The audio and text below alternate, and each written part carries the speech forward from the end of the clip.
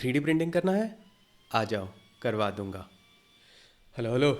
सो आज हम बात करने वाले हैं होल साइजेस इन 3D प्रिंटिंग की। कि जब हम कुछ 3D प्रिंट करते हैं तो अक्सर उसमें जब हम कुछ होल वाली चीज़ें प्रिंट करते हैं, फॉर एग्जांपल मान लो नट्स एंड बोल्ट्स प्रिंट कर रहे हैं या और कुछ प्रिंट कर रहे हैं, तो उसमें अक्सर होल्स जो हैं वो थोड़े छोटे बनते हैं जब हम उनको एक्चुअली में प्रिंट करते हैं। और अगर हम कुछ सिलेंडर टाइप चीज़ें प्रिंट कर रहे हैं तो हमेशा वो थोड़े बड़े आते हैं बाहर। और उसका एंड रिज़ल्ट ये होता है कि वो आपस में फिट नहीं होते पार्ट्स। फॉर एग्जांपल जब मैंने शुरू करी थी 3D प्रिंटिंग, तो मैंने ये एक डायसन का नोज़ल डिज़ाइन किया था और इसके लिए कि अडाप्टर प्रिंट किया कि इसके आगे आप फिट करके और छोटा नोज़ल कर सकते हैं। तो जब ये मैंने पहले प्रिंट किया ये, तो इसमें मैंने इसका जैसे फॉर एग्जांपल डायमीटर रखा 6 मिलीमीटर्स, राइट। और इसका जो इंटरनल डायमीटर रखा वो भी 6 मिलीमीटर्स, और इसको जब मैंने फिट करने की कोशिश करी वो फिट ही नहीं हुआ। तो रीज़न क्या है, मतलब ऐसा क्यों होता है, और इसके बाद मुझे इसको थोड़ा सा बड़ा करना पड़ा या इसको छोटा करना पड़ा ताकि एक्चुअली फिट हो सके। तो इसके काफ़ी सारे इश्यूज़ हैं, लेकिन वहाँ पे जाने से पहले मैं आपको बताता हूँ कि ये एक्चुअली में होता क्या है जब हम उसको प्रिंट करते हैं।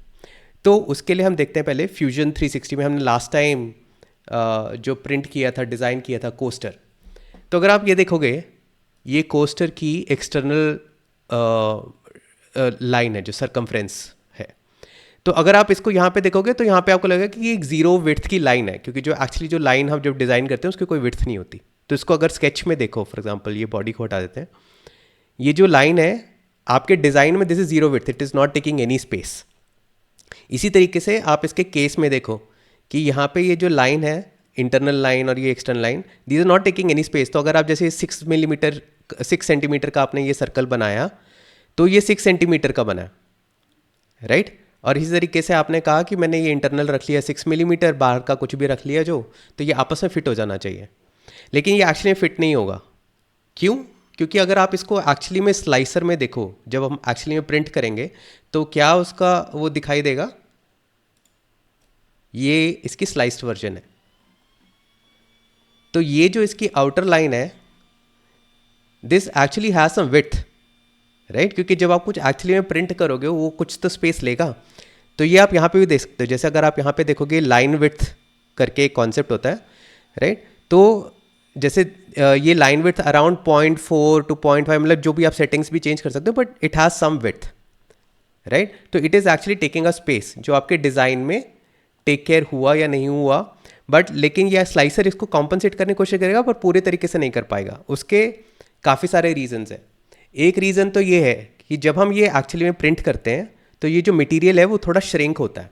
कि जैसे आप ये सर्कल में जा रहे हैं, ऐसे प्रिंट करते हो, नोज़ल जब इसको ऐसे यहाँ पे मटेरियल डाल रहा है, तो जब आप सर्कल में जा रहे हैं तो वो मटेरियल अंदर की तरफ थोड़ा सा खींचेगा, राइट। तो इसका मतलब क्या है कि जब हम कोई सर्कल चीज़ प्रिंट करते हैं, ये वाली इस तरीके की सॉलिड, तो ये थोड़ी छोटी हो जाएगी, राइट, जो आप चाहते थे उसके मुकाबले। इसी तरीके से ये जो होल है, जब अगर हम होल में प्रिंट करें तो ये अंदर की तरफ जो श्रिंक होगा तो वो होल छोटा हो जाएगा, राइट। दूसरा इशू इसमें ये आता है कि जो आपका एक्चुअल में प्रिंटर है उसकी प्रिसीजन क्या है।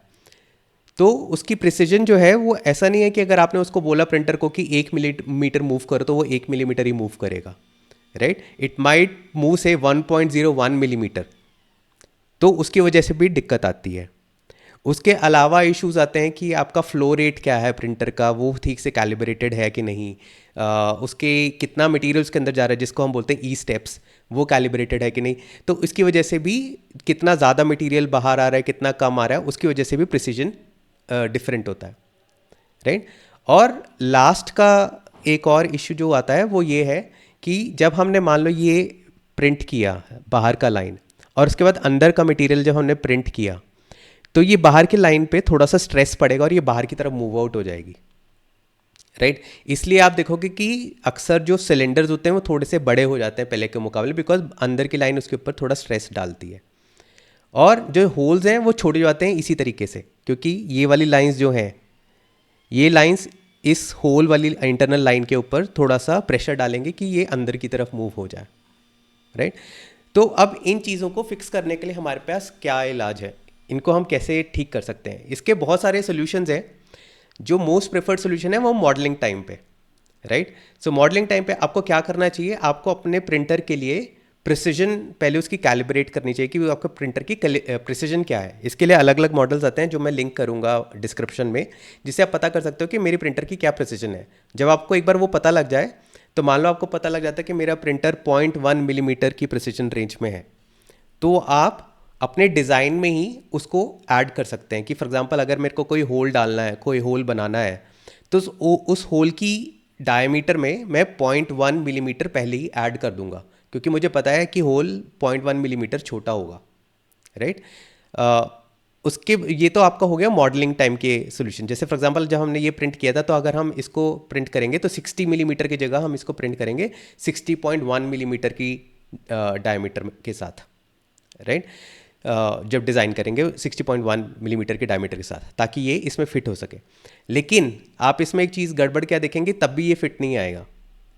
वो रीज़न ये है क्योंकि उसी प्रिसिजन के हिसाब से जो आपका ये वाला है पार्ट, वो 0.1 मिलीमीटर बड़ा हो रहा है और ये वाला पार्ट 0.1 मिलीमीटर छोटा हो रहा है। तो एक्चुअली में आपको 0.2 मिलीमीटर का डबल का डिफरेंस रखना पड़ेगा। तो आपको या तो दोनों पार्ट्स में वो कॉम्पनसेशन लगाओ 0.1 मिलीमीटर की, इसको 0.1 छोटा करो, instead of 60 millimetre you make it 59.9 millimetre, या फिर इस पार्ट को आप और इस पार्ट को आप करो 60.1 मिलीमीटर, या फिर आप इसको 60 रहने दो और इसको 60.2 मिलीमीटर के हिसाब से डिज़ाइन करो। लेकिन मान लो कि अगर आप अपना मॉडल खुद डिज़ाइन नहीं कर रहे, या फिर आप जो मॉडल डिज़ाइन कर रहे हो वो आप और लोगों को भी दे रहे हो, जो अलग अलग टाइप के प्रिंटर्स हैं, उनकी अलग अलग टाइप की कुछ भी हो सकती हैं, तो आपके पास कोई अगर STL है फाइल पहले से डिज़ाइन, तो आप उसमें क्या कर सकते हो, उसके बहुत सारे ऑप्शंस हैं।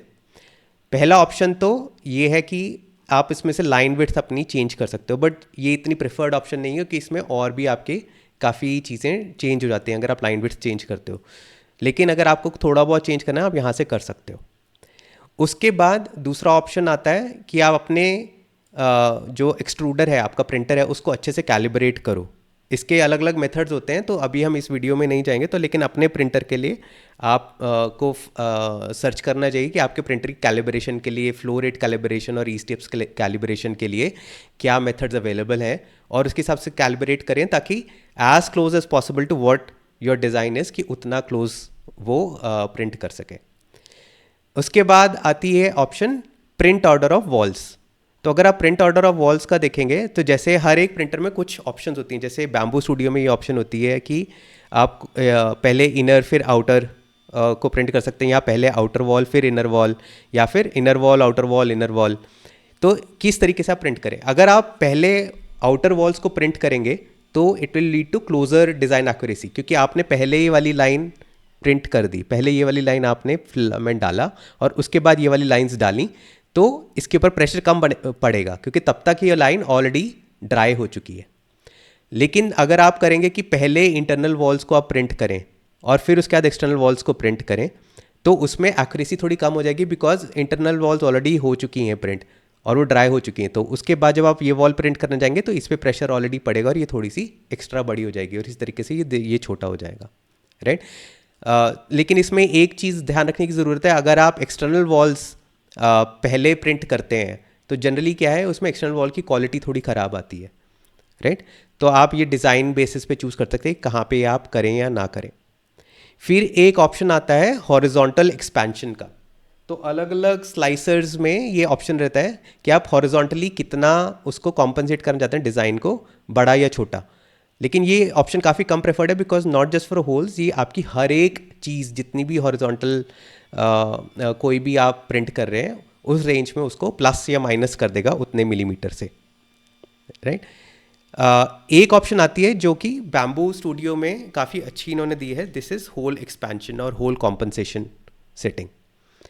तो इस ऑप्शन में मान लो कि अगर आपका होल जो है वो 60 मिलीमीटर यहाँ पे डिज़ाइन में था, लेकिन आपको पता है कि आपके प्रिंटर के हिसाब को 60.2 करना है, तो यहाँ पे आप प्लस 0.2 मिलीमीटर कर सकते हैं। तो इसमें क्या फ़ायदा रहेगा कि ये सिर्फ होल्स के ऊपर एक्ट करेगा, बाकी चीज़ें आपकी नहीं करेगा। और आप ये कंटूर जो है, कंटूर ये एक्सटर्नल लाइंस के ऊपर एक्ट करता है, तो आप यहाँ से -0.2 करके फॉर एग्जांपल इसको -0.2 छोटा कर सकते हैं सिलेंडर्स को अपने, राइट। तो इस तरह की सेटिंग्स जो है आप वो यूज़ करके अपना जो डिज़ाइन है, अगर आपने खुद भी नहीं बनाया है तब भी आप उसको ठीक कर सकते हैं। Let me go back to this. So this is a very short video about कि अगर आपके पास कोई डिज़ाइन है जिसमें होल्स हैं, राइट, तो उसको हम कैसे ध्यान में रख सकते हैं. अगर आप उसको मॉडलिंग टाइप पे करते हैं तो इसको हम इसे एक टर्म भी बोली जाती है, डिज़ाइन फॉर मैन्युफैक्चरिंग, कि अगर आप डिज़ाइन जो बना रहे हैं वो अपना मैन्युफैक्चरिंग को ध्यान में रख के उस डिज़ाइन को बना रहे हैं, तो आप उस टर्मिनोलॉजी से और उस कॉन्सेप्ट के थ्रू इसको अपने डिज़ाइन टाइम पे कर सकते हैं. या फिर अगर आपके पास बना बनाया डिज़ाइन है तो आप उसको कैसे स्लाइसिंग टाइम पे टेक केयर कर सकते हैं.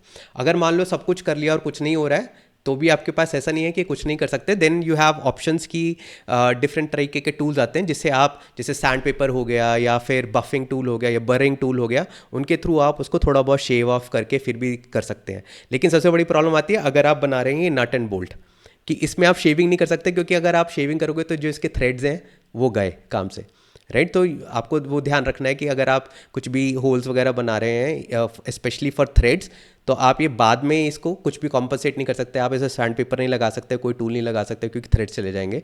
तो आपको ये इसके हिसाब से ध्यान में रखते हुए डिज़ाइन करना पड़ेगा या फिर स्लाइस करते टाइम उसको टेक केयर करना पड़ेगा. आज के लिए इतना ही. कोई क्वेश्चन होगा तो कमेंट में डालिए and I will try to cover it in the next videos. Thank you. Bye bye.